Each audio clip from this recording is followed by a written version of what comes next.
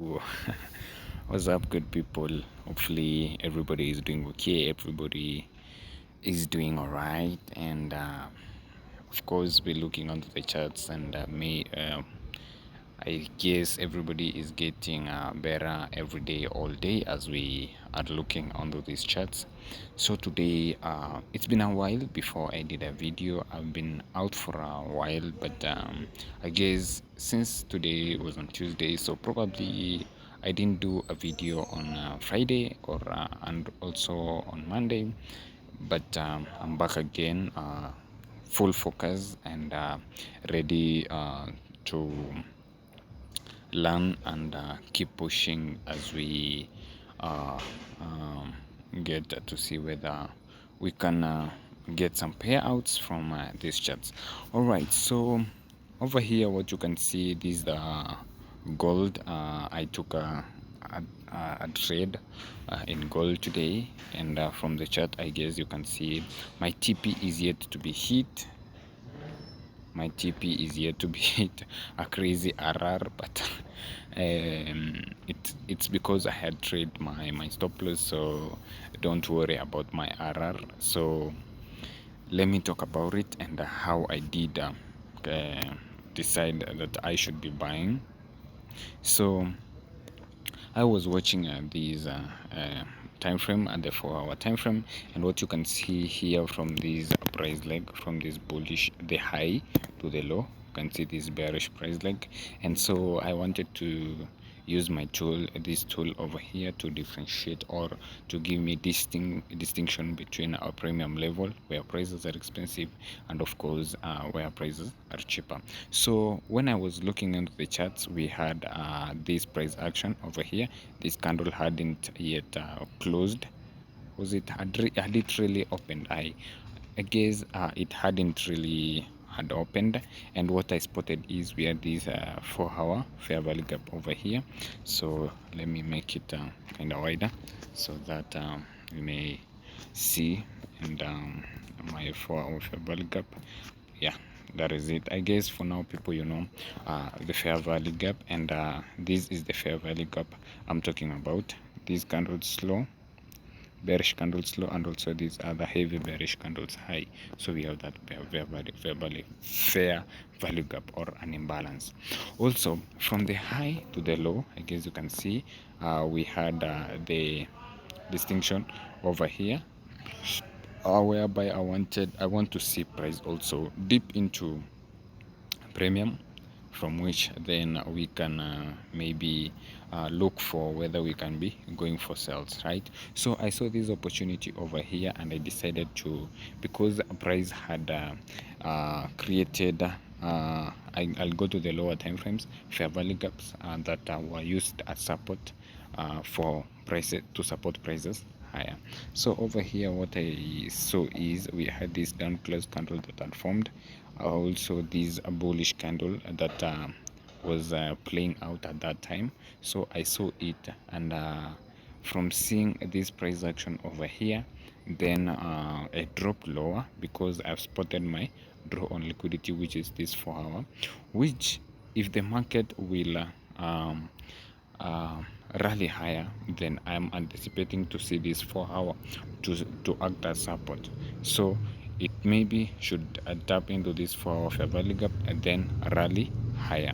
So this was ideal for me, or the reason I decided to take this trade was ideal because I know I have some support here, that some level that will act as support to support these prices higher. And also from the price action here is telling me that I'm expecting price to rally to premium levels, right? So I dropped to the 3 hour time frame to see whether I can see anything that um, maybe will push the markets higher. From the 3 hour, I didn't see much. I guess from the 2 hour time frame, um, I saw this price action over here, whereby we had a fair value gap, a small fair value gap that had already been dipped into.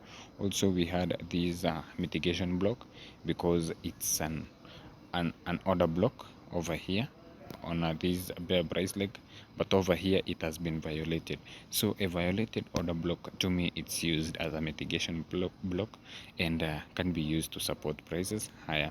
You can see from so this the whole bullish candle, you can see it acted as support. Price was ranging in that zone, then I saw this reaction off, then I dropped to the 1 hour time frame,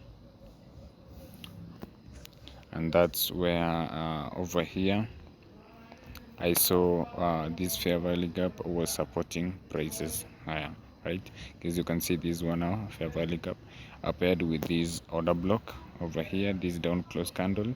So to me, this was a good order block, because or a high probability order block, because it's paired with a fair value gap, right?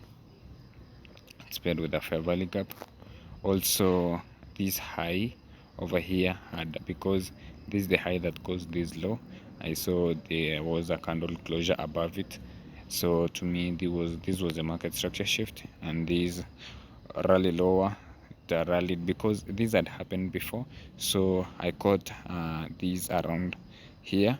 I was watching it around here, and I saw we had a fair value gap there. So I dropped lower to the 15 minutes time frame, and I took a trade. My stop loss, by the way, let me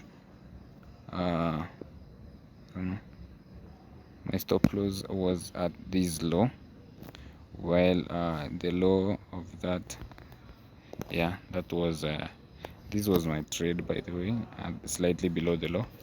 Yeah, so I guess I had already seen this price action, whereby inside, I think I watched also the 30 minutes, because I like watching every time frame.